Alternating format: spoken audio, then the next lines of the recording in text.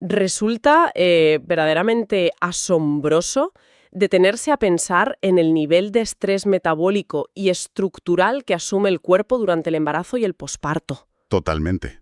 Es una transformación absoluta a todos los niveles. Y tradicionalmente, bueno, la narrativa médica, incluso popular, siempre han vuelto la maternidad y la lactancia en una especie de halo de protección biológica a largo plazo. Claro, como un escudo natural, por así decirlo. Eso es.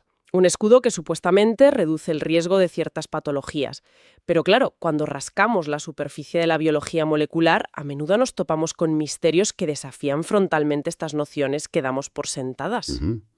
Y el que traemos hoy es uno de los grandes. Sí, porque en nuestra exploración de hoy nos enfrentamos a uno de los enigmas más intrigantes de la oncología moderna. La gran duda es, ¿puede un proceso fisiológico completamente natural y evolutivamente conservado tras el parto aumentar de forma temporal el riesgo de desarrollar cáncer de mama? Es una paradoja fascinante. A simple vista parece completamente contraintuitivo que algo tan intrínseco a la supervivencia de nuestra especie, como es la recuperación del tejido tras alimentar a una cría, pueda albergar un reverso tan oscuro. Ya, es que choca bastante. Choca mucho, sí. Pero la ciencia nos demuestra una y otra vez que los mecanismos de reparación son en el fondo procesos biológicos llevados al extremo. Exacto. Y para intentar arrojar luz sobre esta cuestión, el análisis a fondo de hoy se centra en un estudio espectacular. Es un trabajo publicado en febrero de 2026 en la prestigiosa revista Nature Aging. Un estudio que es una joya, por cierto. Absolutamente. Y es tan relevante porque nos permite observar casi en tiempo real cómo la glándula mamaria se remodela a sí misma. Nos muestra cómo esa asombrosa capacidad de regeneración puede actuar en realidad como un arma de doble filo. A ver, para que quienes nos escuchan puedan entender la magnitud de lo que plantea este artículo de Nature Aging, creo que primero hay que visualizar el nivel de, digamos, disrupción anatómica que sufre el tejido. Es fundamental tener esa imagen clara. Durante la gestación y la lactancia, el organismo crea una red inmensa de estructuras lóbulo-alveolares. Todo el estroma se modifica para sostener la producción de leche. Pero, cuando cesa la lactancia, el cuerpo se enfrenta a una remodelación masiva. Así es. Y aquí es donde entra nuestro primer concepto clave. La involución posparto es el proceso por el cual la mama vuelve a su estado previo al embarazo tras la lactancia. Y el desafío logístico para el organismo ahí es monumental. Monumental se queda corto, fíjate. No estamos hablando de un simple reajuste hormonal, de una pequeña bajada de estrógenos o prolactina y ya está. Hablamos de desmantelar por completo toda esa arquitectura celular. Como demoler un edificio entero. Exacto, pero con la dificultad añadida de hacerlo sin generar un entorno fibrótico crónico. Es lo que en biología del desarrollo solemos denominar una cicatrización sin cicatriz. ¡Madre mía! Sí. Hay que inducir una oleada de apoptosis, es decir, una muerte celular programada masiva de todas esas células epiteliales que ya no se necesitan para producir leche. Y luego hay que limpiar todo eso. Claro, hay que limpiar todos los restos celulares y repoblar el tejido estromal con adipocitos, con células grasas, para que la glándula recupere su estado basal. Y supongo que todo esto debe hacerse de manera inmaculada para garantizar que la glándula funcione en un posible embarazo futuro. Esa es la clave. Y el consenso general hasta hace poco era que este trabajo de demolición y limpieza recaía casi exclusivamente en los macrófagos y otras células del sistema inmune. Y ahí es precisamente donde el estudio da el giro que rompe con lo que dábamos por sentado, porque al rastrear los tejidos en los modelos experimentales, los investigadores encontraron que justo en el pico temporal de esa involución, el cuerpo recurre a un mecanismo muy particular. Un mecanismo que normalmente no asociamos a la curación. Exacto. Lo solemos asociar a patologías. Vamos a desgranar esto porque hablamos de la senescencia. Fundamental. La senescencia celular es un estado en el que una célula deja de dividirse, normalmente como mecanismo de protección frente al daño. Pero la literatura clásica, bueno, siempre nos ha pintado a estas células como el motor del envejecimiento, ¿no? Totalmente. Esas famosas células zombies que simplemente se acumulan y causan problemas. Claro, pero es fundamental superar esa idea anticuada de que son células pasivas o simplemente basura metabólica. Para nada. Tienen un fenotipo secretor brutal. Es decir, que están muy activas. Hiperactivas. Aunque no se repliquen, Están vivas y metabólicamente trabajando a destajo. Segregan un cóctel complejísimo de citoquinas proinflamatorias, quimioquinas, factores de crecimiento y enzimas que degradan la matriz. Lo que se conoce como el SASP, ¿verdad? Eso es, el fenotipo secretor asociado a la senescencia. A largo plazo sabemos que esta inflamación crónica de bajo grado degrada los tejidos y promueve el envejecimiento. El lado malo, digamos. Sí. Pero a corto plazo, y aquí está lo fascinante, el SASP es una baliza de emergencia increíblemente potente. Es un reclamo químico que atrae a las células inmunitarias para coordinar la reparación de una herida y dictar cómo debe reconstruirse el tejido. Lo cual nos conecta directamente con una realidad clínica muy dura que aborda la investigación. Y es importante hablar de esto. Existe un subtipo tumoral conocido como cáncer de mama posparto, o PPBC por sus siglas en inglés. Sí, un subtipo muy específico y problemático. Que se diagnostica típicamente en una ventana de entre 5 y 10 años después de haber dado a luz. Y los datos epidemiológicos son contundentes para quienes nos escuchan. Son datos que no dejan indiferente a nadie. Para nada. Estos tumores presentan tasas de metástasis significativamente más altas y un peor pronóstico general en comparación con pacientes que no han tenido hijos, independientemente del estado de los receptores hormonales. Es un cáncer que no respeta los patrones biológicos habituales. Y la incógnita durante décadas ha sido descubrir qué ocurre exactamente en ese microambiente mamario, en esa ventana de involución, para que el tejido se vuelva tan permisivo ante la agresividad tumoral. Y esa es exactamente la pieza del rompecabezas que este equipo de Nature Aging se propuso encontrar. ¿Y cómo lo hicieron? Porque suena un reto técnico inmenso. Lo es. Diseñaron un modelo experimental exhaustivo en ratones. Rastrearon la glándula mamaria a través de todas las etapas biológicas posibles. Todas es todas. Desde la pubertad, pasando por el estado adulto virgen, el embarazo, la lactancia y finalmente la involución. Y para buscar las células senescentes, ¿qué utilizaron? Buscaron la expresión de un gen muy específico, el gen P16-INC4A. Es el biomarcador estándar de oro, digamos, para identificar la senescencia in vivo. Querían cartografiar exactamente cuándo y dónde aparecían estas células zombies a lo largo de la vida reproductiva del animal. Y los resultados en el microscopio, cambian el paradigma por completo. Resulta que las células positivas para este marcador de senescencia eran prácticamente indetectables en las mamas de los ratones antes del embarazo. Prácticamente cero. Y durante la gestación y la plena lactancia, el tejido seguía limpio. Ni rastro de senescencia. Pero, de repente, se produce una aparición explosiva y altamente orquestada exactamente durante la involución posparto. Y fíjate en la precisión, alcanzaron un pico crítico exactamente en el día 7 de la involución. Justo cuando la reestructuración morfológica estaba en su máximo apogeo. Es decir, 0 rastro antes, una invasión temporal intensa, y una vez que la glándula volvía a su estado de reposo, desaparecían por completo. Es espectacular. Es una dinámica temporal de una precisión exquisita. Demuestra que no estaban ahí por error o como consecuencia de un estrés oxidativo aleatorio propio del envejecimiento. No era desgaste. Tenían un propósito. Exacto. Al hilar más fino, los investigadores identificaron que estas células senescentes no eran invasoras externas. Eran las propias células luminales alveolares. ¿Las mismas que días antes estaban fabricando leche? Esas mismas. Al recibir la señal endocrina de que la lactancia había concluido, en lugar de suicidarse silenciosamente mediante apoptosis, una subpoblación de ellas activaba este gen P16. Detenían su ciclo celular. Y comenzaban a liberar ese SASP inflamatorio del que hablábamos. Actuaban literalmente como directores de obra de la remodelación. Diciéndole al resto qué hacer. Claro, dictando a los macrófagos qué tejido degradar y marcando el patrón para la recolonización de las células grasas. A ver, es que la elegancia biológica de esto es increíble. Es como si el cuerpo contratara a un equipo de demolición altamente especializado para un proyecto crítico. ¿Es una analogía perfecta? Llegan, usan explosivos controlados mediante factores inflamatorios para tirar abajo la estructura, coordinan la retirada de escombros y luego se retiran de la obra. Así es. Y de hecho el estudio lo demuestra a la inversa. Es fascinante. ¿Qué pasó cuando intentaron frenar esto? Pues que usaron modelos transgénicos para inhibir genéticamente la aparición de estas células senescentes. Y la involución colapsaba. Madre mía. El tejido mamario era incapaz de remodelarse correctamente. Los conductos quedaban colapsados por restos celulares y la matriz no recuperaba su integridad. Es decir, que son un engranaje fisiológico indispensable. Absolutamente indispensables para la homeostasis del tejido sano.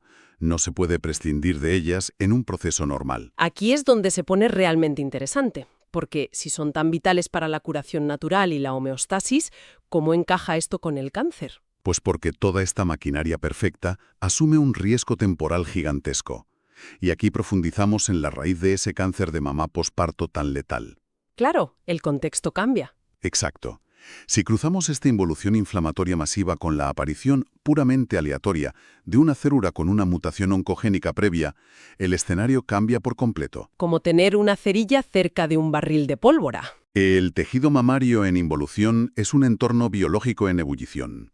Las enzimas están disolviendo la matriz extracelular para facilitar la remodelación. Los factores de crecimiento están a niveles máximos y además hay una fuerte infiltración inmunosupresora. Para evitar que el cuerpo rechace su propio tejido mientras lo reconstruye, supongo. Justamente. Ese es el concepto clave que siempre mencionamos, el microambiente tumoral. Y si bajamos a nivel molecular, el diálogo químico que se establece en ese entorno es fascinante y aterrador a partes iguales. Sí. Es el vecindario biológico perfecto para que algo salga muy mal. Imaginemos que una célula epitelial ya tiene un daño en su ADN, una mutación latente, y de repente se encuentra vallada en este cóctel SASP secretado por las células luminales senescentes. Esas interleuquinas y factores de crecimiento, como el TGF-beta, que normalmente guían la cicatrización, Actúan sobre esta célula mutada como un fertilizante de alto octanaje. No es que las células senescentes provoquen la mutación inicial, sino que alteran el vecindario de una manera que favorece la plasticidad tumoral. exacto, es lo que llamamos el secuestro oncológico. La célula tumoral aprovecha este caos constructivo para reprogramarse. El SASP induce en estas células premalignas un proceso vital para la agresividad del cáncer, la transición epitelio-mesenquimal, o EMT. ¿Y qué implica esta transición exactamente a nivel físico? Pues en condiciones normales, las células epiteliales están fuertemente adheridas entre sí, como ladrillos en un muro, ancladas a su membrana basal. Sin embargo, al recibir estas señales inflamatorias masivas, las células tumorales pierden esas moléculas de adhesión.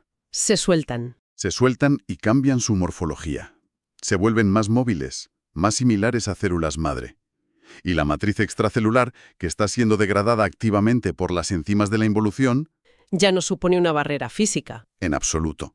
Se convierte en una autopista libre de peajes. De modo que el propio equipo de demolición que el cuerpo desplegó para sanar la glándula acaba pavimentando el camino para la diseminación del tumor. Es una ironía biológica terrible. Es una tormenta perfecta. Al inducir esta transición, las células tumorales no solo proliferan más rápido, sino que adquieren la capacidad de intravasación, es decir, penetrar en los vasos sanguíneos o linfáticos vecinos y escapar del tejido. Y esta sinergia perversa explica por qué la latencia de estos tumores culmina en metástasis tan agresivas años después. El fenotipo diseminador, esa capacidad de viajar, se imprime en las células tumorales precisamente durante esta breve ventana temporal posparto. Y una vez que la oncología moderna identifica un mecanismo tan específico, entiendo que el siguiente paso lógico es intentar interceptarlo. Claro, los investigadores plantearon una hipótesis audaz. Si el SASP de estas células luminales senescentes es el motor que impulsa la metástasis, ¿qué ocurre si logramos limpiar este microambiente? Limpiarlo de células senescentes en un individuo que ya presenta un riesgo oncológico elevado. Esa era la prueba de fuego. Y para llevar esta hipótesis del plano teórico al experimental, recurrieron a una intervención farmacológica muy precisa. Y es aquí donde la biotecnología entra en escena, con unos resultados que, realmente te hacen replantearte los protocolos preventivos. Para intervenir en este proceso, utilizaron una clase específica de fármacos, los senolíticos. Así es. Los fármacos senolíticos son compuestos diseñados para eliminar selectivamente células envejecidas o dañadas. Y en este estudio en particular emplearon una molécula conocida como ABT263 o navitoclax. Y lo interesante de este senolítico es su mecanismo de acción. Es interesantísimo, porque no ataca indiscriminadamente al tejido. Exacto. Inhibe proteínas antiapoptóticas específicas, como las de la familia BCL2. Las células senescentes dependen críticamente de estas proteínas para sobrevivir a su propio estado tóxico. Se mantienen vivas gracias a ellas. Claro. Al bloquear este salvavidas químico, el fármaco empuja a estas células zombies hacia la apoptosis, forzándolas a morir sin generar daño colateral en el tejido sano. Y la aplicación de este senolítico en el modelo animal arrojó unos datos que, sinceramente, cambian las reglas del juego. Cuéntanos sobre los grupos de ratones. Seleccionaron ratones genéticamente predispuestos a desarrollar cáncer de mama, simulando un escenario de altísimo riesgo. Les administraron el ABT263 exactamente durante esa ventana crítica de involución. Coincidiendo con ese pico temporal del día 7. Justo ahí. Al purgar el tejido mamario de estas células senescentes inflamatorias, privaron al microambiente de todo ese SASP. Y los resultados oncológicos fueron extraordinarios en dos frentes clave. Empecemos por la latencia. En primer lugar, la latencia tumoral. Observaron que los tumores primarios tardaron significativamente más tiempo en aparecer. La curva de supervivencia libre de enfermedad se desplazó drásticamente. Pero el hallazgo verdaderamente transformador, y el que creo que impacta directamente en la alta mortalidad asociada al cáncer de mama posparto en la clínica humana, tiene que ver con la capacidad de diseminación. Ahí es donde los datos son más espectaculares. Porque en el grupo de control, donde se permitió que la involución natural siguiera su curso con la presencia masiva de senescencia, los tumores primarios generaron una metástasis pulmonar devastadora. Colonizaron los pulmones con una eficacia tremenda, gracias a ese fenotipo invasivo. Sin embargo, en la cohorte tratada con el senolítico, la incidencia de metástasis pulmonar se suprimió casi en su totalidad. Es un contraste brutal.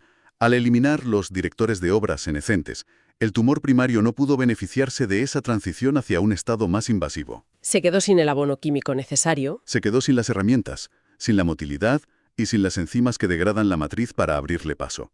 Frenaron en seco la evolución letal del cáncer. Y lo más fuerte es que no lo hicieron mediante un ataque quimioterapéutico directo contra las células mutadas. Para nada. Lo hicieron modulando el entorno ecológico en el que residían. Este enfoque de alterar el microambiente tumoral mediante senolíticos abre una vía de investigación terapéutica inmensa. Hace unos años apenas podíamos imaginarlo. Desde luego. Plantea una disyuntiva médica formidable que, merece una reflexión profunda al llegar a este punto. Totalmente. Porque tenemos evidencia prequímica robusta de que purgar las células senescentes durante la involución suprime la metástasis en individuos de alto riesgo. Y la extrapolación inmediata hacia la salud humana nos obliga a preguntarnos algo crítico. La gran pregunta preventiva. Exacto. Nos encontramos a las puertas de una estrategia farmacológica preventiva. Podríamos, en un futuro cercano, identificar a pacientes con firmas genéticas de alto riesgo oncológico y administrarles un ciclo corto de senolíticos justo al finalizar la lactancia. Para esterilizar ese microambiente inflamatorio. Claro. Eso es, para mitigar el riesgo a largo plazo. A ver, es una vía de investigación increíblemente tentadora, sin duda.